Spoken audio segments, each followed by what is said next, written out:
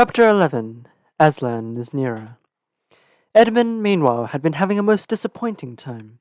When the dwarf had gone to get the sledge ready, he had expected that the witch would start being nice to him, as she had been at their last meeting. But she said nothing at all, and when at last Edmund plucked up his courage to say, "Please, your majesty, could I have some Turkish delight? You said," she answered, "Silence, fool!" Then she appeared to change her mind and said, as if to herself, "And yet it will not do to have the brat fainting on the way," and once more clapped her hands. Another dwarf appeared. "Bring the human creature food and drink," she said. The dwarf went away and presently returned, bringing an iron bowl with some water in it, and an iron plate with a hunk of dry bread on it. He grinned in a repulsive manner as he set them down on the floor beside Edmund and said, "Turkish delight for the little prince. Ha ha ha." "Take it away," said Edmund sulkily. "I don't want dry bread." But the witch suddenly turned on him with such a terrible expression on her face that he apologized and began to nibble at the bread, though it was so stale he could hardly get it down. "You may be glad enough of it before you taste bread again," said the witch. While he was still chewing away, the first dwarf came back and announced that the sledge was ready. The White Witch rose and went out, ordering Edmund to go with her. The snow was already again falling as they came into the courtyard, but she took no notice of that, and made Edmund sit beside her on the sledge. But before they drove off, she called Morgrim, and he came bounding like an enormous dog to the side of the sledge. "Take with you the swiftest of your wolves, and go at once to the house of the beavers," said the witch, "and kill whatever you find there. If they are already gone, then make all speed to the stone table, but do not be seen. Wait for me there in hiding. I, meanwhile, must go many miles to the west before I find a place where I can drive across the river. You may overtake these humans before they reach the stone table. You will know what to do with them if you find them." "I hear and obey, O queen," growled the wolf, and immediately he shot away into the snow and darkness, as quickly as a horse can gallop. In a few minutes he had caught another wolf, and was with him down on the dam, sniffing at the beaver's house. But of course they found it empty. It would have been a dreadful thing for the beavers and the children if the night had remained fine, for the wolves would then be able to follow the trail, and 10 to 1 would have overtaken them before they got to the cave. But now that the snow had begun again, the scent was cold, and even footprints was covered up. Meanwhile, the dwarf whipped up the reindeer and the White Witch, and Edmund drove out under the archway and on and away into the darkness and the cold. This was a terrible journey for Edmund, who had no coat. Before they had been going quarter an hour, all the front of him was covered with snow. He soon stopped trying to shake it off, because as quickly as he did that, a new lot gathered, and he was so tired. Soon he was wet to the skin, and oh, how miserable he was. It didn't look now as if the witch intended to make him a king.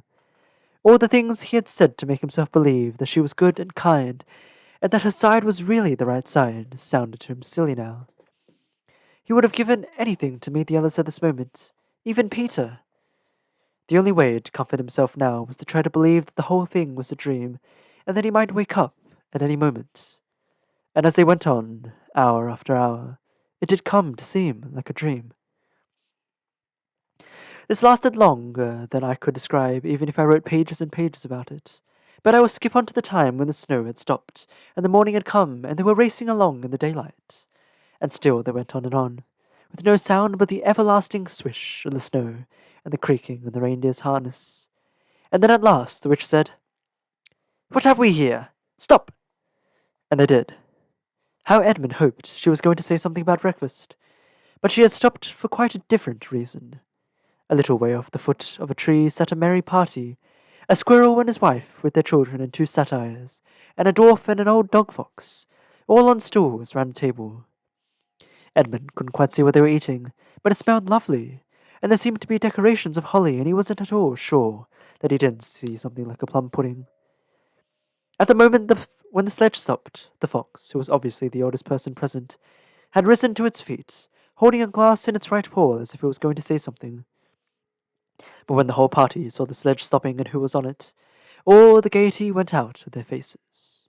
The father squirrel stopped eating with his fork halfway to his mouth, and one of the satyrs stopped with his fork actually in its mouth, and the baby squirrels squeaked with terror.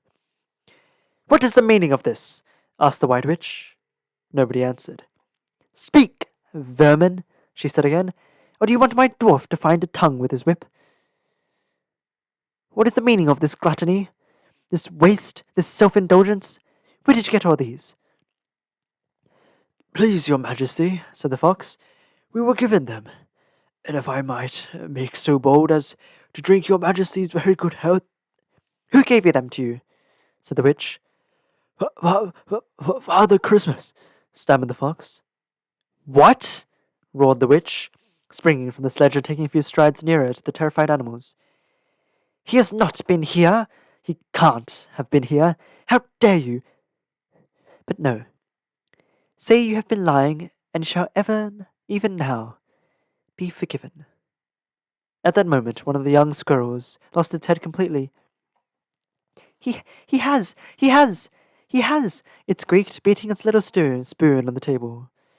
Edmund saw the witch bite her lips so that a drop of blood appeared on her white cheek. Then she raised her wand. "Oh, don't, please! Please don't!" shouted Edmund. But even while he was shouting, she waved her wand, and instantly, where the merry party had been, there were only statues of creatures, one with its stone fork fixed forever halfway to its stone mouth, seated round a stone table on which there were stone plates and a stone plum pudding. "As for you," said the witch, giving Edmund a stunning blow on the face as she remounted the sledge, "let that teach you to ask for favour, spies and traitors. Drive on." And Edmund, for the first time in this story, felt sorry for someone beside himself. It seemed so pitiful to think of those little stone figures sitting there all the silent days and all the dark nights, year after year, till the moss grew on them and at last even their faces crumbled away. Now they were steadily racing on again, and soon Edmund noticed that the snow was splashing against them as they rushed through. It was much wetter than it had been all last night. At the same time he noticed that he was feeling much less cold. It was also becoming foggy. In fact, every minute it grew foggier and warmer, and the sledge was not running nearly as well as it had been running up till now. At first he thought this was because the reindeer were tired, but soon he saw that couldn't be the real reason.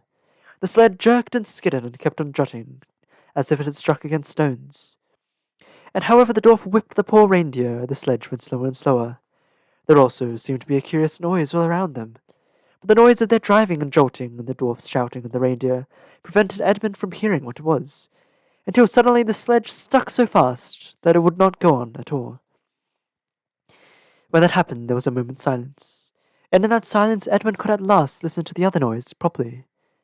A strange, sweet, rustling, chattering noise, and yet not so strange, for he'd heard it before. If only he could remember where. And then all at once he did remember. It was the noise of running water.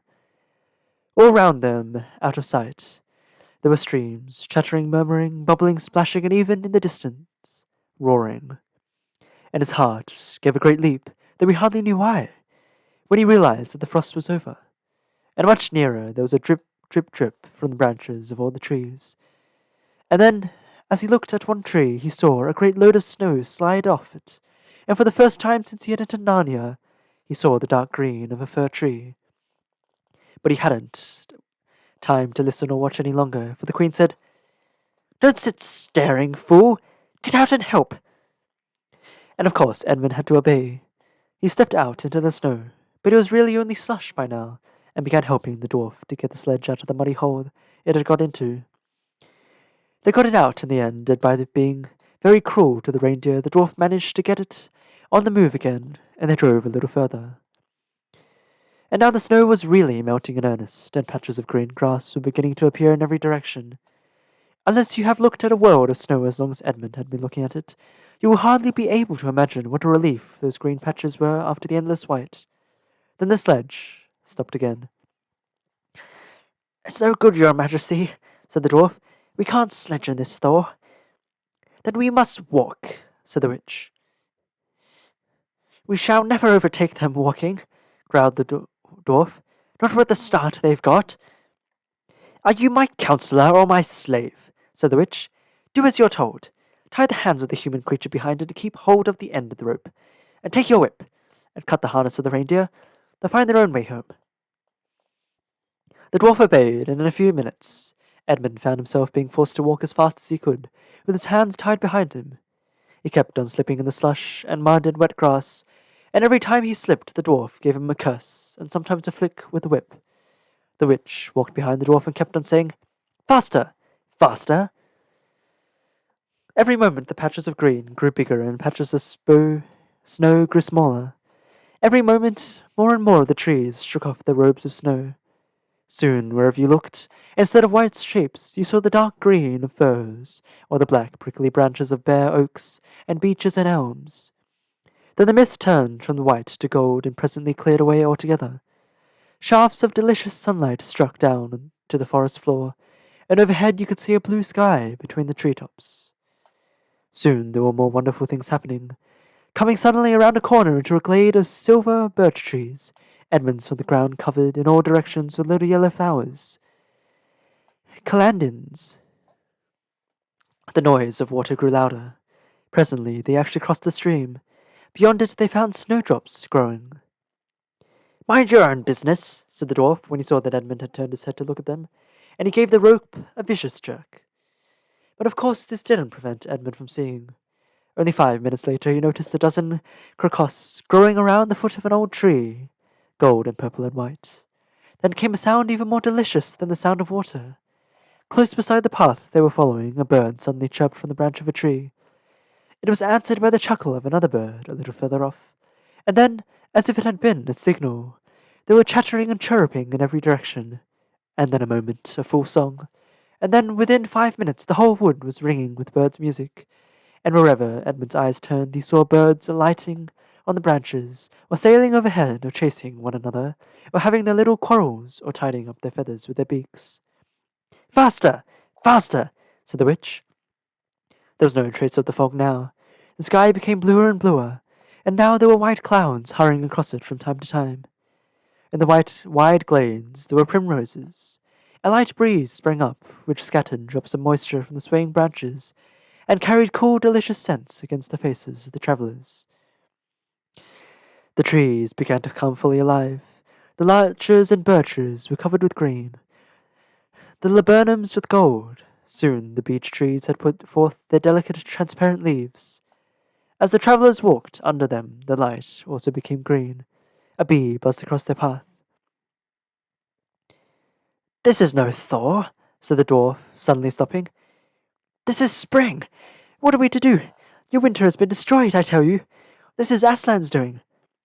"If either of you mention that name again," said the witch, "he shall be instantly killed."